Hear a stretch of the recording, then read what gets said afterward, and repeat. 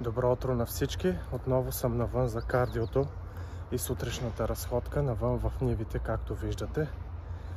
Крайният резултат, който си представяте, всъщност е процеса, който трябва да изпълнявате всеки ден.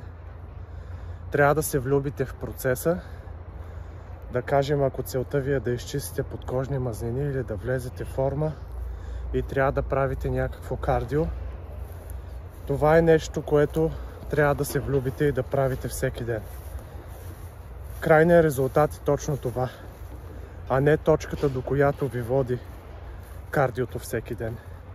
Не се фокусирайте само върху крайната цел, а това, което трябва да правите всеки ден. Има и по-криви дни, има и по-трудни дни.